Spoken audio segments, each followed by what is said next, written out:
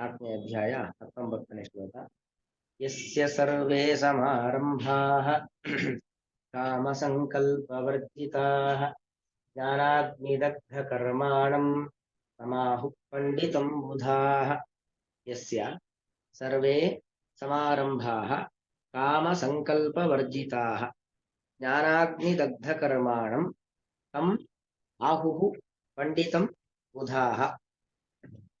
ಯಾರು ಜ್ಞಾನಿ ಅನ್ನೋದನ್ನು ಕೃಷ್ಣ ಇಲ್ಲಿ ವಿವರಣೆ ಕೊಡ್ತಾ ಇದ್ದಾನೆ. ಅಂದ್ರೆ ಈ ಕರ್ಮ ಅಕರ್ಮ ಇವುಗಳ ವಿವರಣೆಯನ್ನ, ಇವುಗಳ ಸರಿಯಾದ ತತ್ವಜ್ಞಾನಕ್ಕೋಸ್ಕರವಾಗಿ ಕೃಷ್ಣ ಎಲ್ಲ ವಿವರಣೆಯನ್ನು ಕೊಡ್ತಾ ಇರ್ತಕ್ಕಂಥದ್ದು.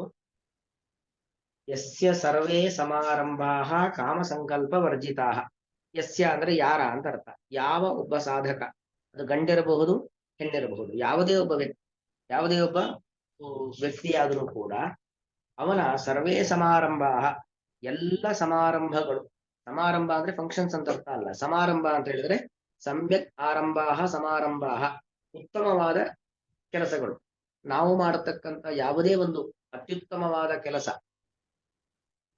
ಧರ್ಮಾಚರಣೆ ಅಂತೇನು ಕರಿತೀವಿ, ಅದು ಸಕಲ ಸಮಾರಂಭಗಳು ಕೂಡ ಅದರ ಹಿನ್ನೆಲೆ ಏನಾಗಿರ್ಬೇಕು ಅಂದ್ರೆ ಕಾಮ ಸಂಕಲ್ಪ ವರ್ಜಿತವಾಗಿರಬೇಕು. ಕಾಮ ಅಂದ್ರೆ ಕೆಟ್ಟ ಬಯಕೆ. ನಾವೇನೋ ಒಂದು ಹೋಮವನ್ನ ಮಾಡಿಸಿ ಇದರಿಂದ ಇವನು ಸಾಯ್ಬೇಕು, ಅವನಿಗೆ ಕೆಟ್ಟದ್ದಾಗ್ಬೇಕು ಅಂತ ಹೋಮವನ್ನ ಮಾಡಿಸಿದ್ರೆ ಅದೇನಾಯ್ತು, ಕೆಟ್ಟ ಬಯಕೆಯನ್ನು ಇಟ್ಕೊಂಡು ನಾವು ಹೋಮ ಮಾಡ್ದಂಗಾಯ್ತು. ನಾವೇನೋ ಒಂದು ದಾನವನ್ನ ಮಾಡುವುದು, ಆ ದಾನ ಮಾಡೋದ್ರಿಂದ ನನಗೆ ಕೀರ್ತಿ ಪ್ರತಿಷ್ಠೆ ಬರಬೇಕು, ನಾಲ್ಕು ಜನ ನನ್ನನ್ನ ಗೌರವಿಸ್ಬೇಕು, ನನಗೊಂದು ಸಮಾಜದಲ್ಲಿ ಸ್ಥಾನಮಾನ ಸಿಗ್ಬೇಕು, ಈ ತರ ಎಲ್ಲ ಭಾವನೆಯನ್ನ ಇಟ್ಟುಕೊಂಡು ಬಯಕೆಯನ್ನ ಇಟ್ಟುಕೊಂಡು ಮಾಡಿದ್ರೆ ಅದೇನಂತ ಕರೆಸ್ಕೊಳ್ಳುತ್ತೆ, ಅದೆಲ್ಲವೂ ಕೂಡ ಕಾಮ, ಒಂದು ಬಯಕೆಯನ್ನು ಇಟ್ಕೊಂಡು ಮಾಡ್ದಂಗಾಗತ್ತೆ.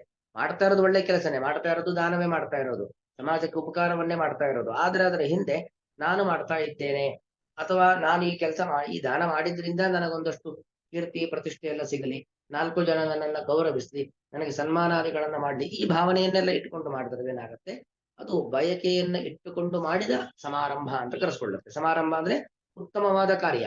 ಆದರೆ ಉತ್ತಮವಾದ ಕಾರ್ಯದ ಹಿಂದೆ ನಾಹಂ ಕರ್ತ ಹರಿಕರ್ತ ಎಂಬ ಭಾವನೆ ಇರಬೇಕು. ನಾನು ಕರ್ತೃವಲ್ಲ, ಭಗವಂತನೇ ಕರ್ತೃ, ಭಗವಂತನೇ ನನ್ನ ಮೂಲಕವಾಗಿ ಈ ಎಲ್ಲ ಸತ್ಕರ್ಮಗಳನ್ನ ಮಾಡಿಸ್ತಾ ಇದ್ದಾನೆ ಎಂಬ ಭಾವನೆಗಳು ಇರಬೇಕು. ಅದಿಲ್ಲದೆ ನಾವು ಕರ್ಮಗಳನ್ನ ಮಾಡಿದ್ವಿ ಅಂತಾದ್ರೆ ಅದು ರಾಜಸ ಅಥವಾ ತಾಮಸ ಕರ್ಮಗಳಾಗತ್ತೆ.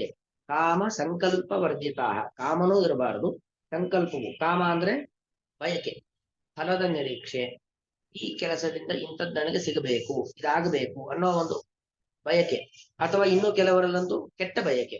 ಕೆಟ್ಟ ಬಯಕೆ ಅಂತೂ ಇರಲೇಬಾರದು, ಒಳ್ಳೆ ಬಯಕೆ ಕೂಡ ಇರಬಾರದು. ಯಾಕಂದ್ರೆ ನಾವು ಒಳ್ಳೆಯದನ್ನ ಬಯಸಿದ್ಕೊಂಡು ನಮ್ಗೆ ಸಿಕ್ಬಿಡತ್ತ.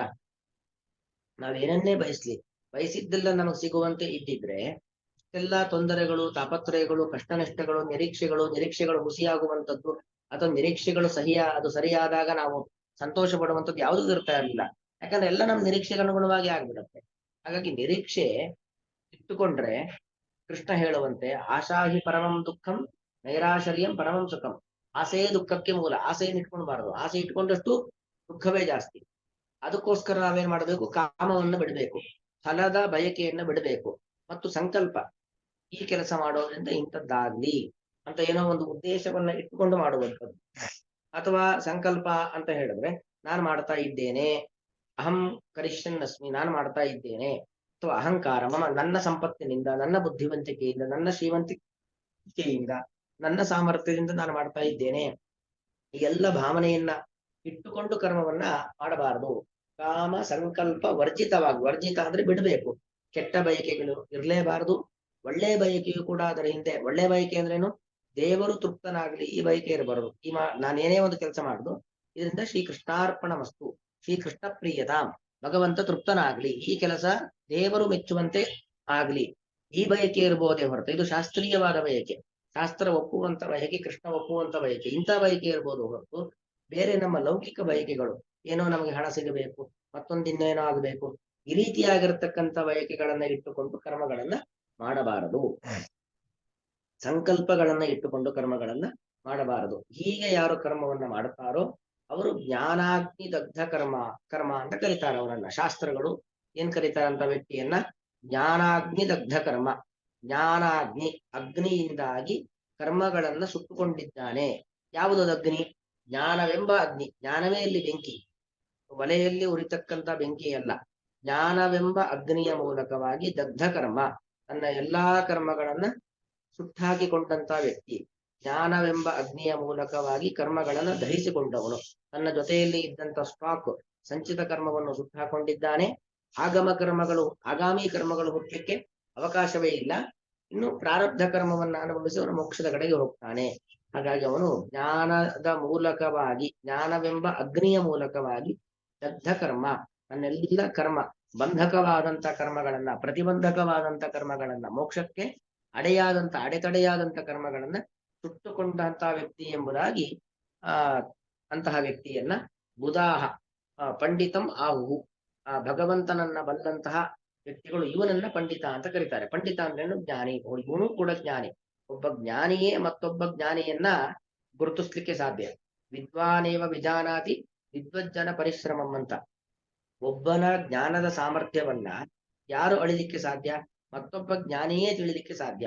ಈಗ ಒಬ್ಬ ಎಷ್ಟು ದೊಡ್ಡ ಸಂಗೀತ ವಿದ್ವಾಂಸ ಅನ್ನೋದನ್ನ ಮತ್ತೊಬ್ಬ ಸಂಗೀತವಲ್ಲ ವ್ಯಕ್ತಿ ಗುರುತಿಸಬಹುದೇ ಹೊರತು, ಸಂಗೀತವಲ್ಲವರು ಗುರುತಿಸ್ಲಿಕ್ಕೆ ಸಂಗೀತ ಬಲ್ಲದವರು, ಸಂಗೀತ ತಿಳಿಯದವರು ಗುರುತಿಸ್ಲಿಕ್ಕೆ ಸಾಧ್ಯವೇ ಇಲ್ಲ.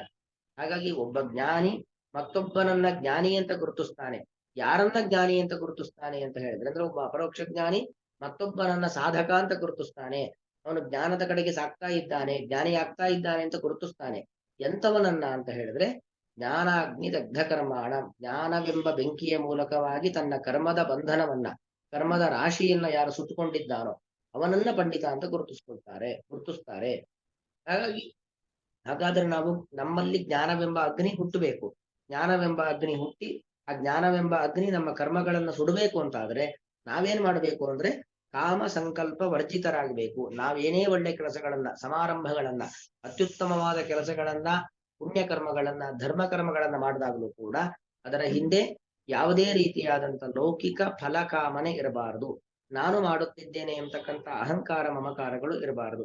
ಹೀಗೆ ನಾವು ನಮ್ಮ ಪಾಲಿನ ಕರ್ತವ್ಯಗಳನ್ನ ಮಾಡಿದ್ವಿ ಅಂತ ಆದ್ರೆ ನಾವು ಕೂಡ ಪಂಡಿತರಾಗ್ತೇವೆ, ಜ್ಞಾನಿಗಳು ಅಂತ ಕರೆಸ್ಕೊಳ್ತೇವೆ. ಯಾಕೆ ಜ್ಞಾನಿಗಳು ಯಾಕಾಗ್ಬೇಕು?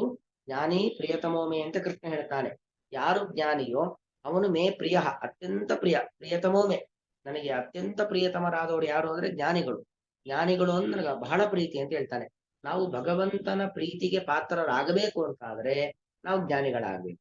ನಾವು ಜ್ಞಾನಿಗಳಾಗಬೇಕು ಅಂತಾದ್ರೆ ನಮ್ಮ ಜ್ಞಾನದ ಮೂಲಕವಾಗಿ, ಜ್ಞಾನವೆಂಬ ಬೆಂಕಿಯ ಮೂಲಕವಾಗಿ ನಮ್ಮ ಕರ್ಮದ ಬಂಧನವನ್ನ, ಕರ್ಮದ ರಾಶಿಯನ್ನ ಸುಟ್ಟುಕೊಳ್ಬೇಕು. ಅದಾಗಬೇಕು ಅಂತ ಆದ್ರೆ ಕಾಮ ಸಂಕಲ್ಪಗಳನ್ನು ನಾವು ಬಿಡಬೇಕು ಅನ್ನೋದು ಒಟ್ಟು ಈ ಶ್ಲೋಕದ ಅಭಿಪ್ರಾಯ.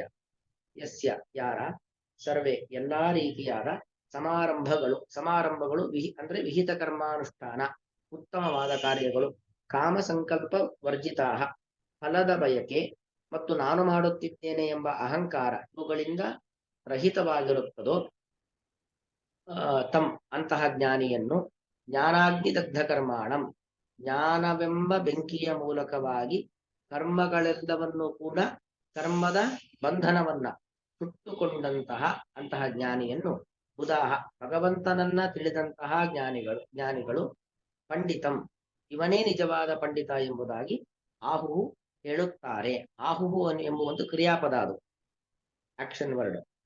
ಯಸ್ಯ ಸರ್ವೇ ಸಮಾರಂಭಾಃ ಕಾಮ ಸಂಕಲ್ಪವರ್ಜಿತಾಃ ಜ್ಞಾನಾಗ್ನಿ ದಗ್ಧ ಕರ್ಮಾಣಂ ತಮಾಹು ಪಂಡಿತಂ ಬುಧಾಃ.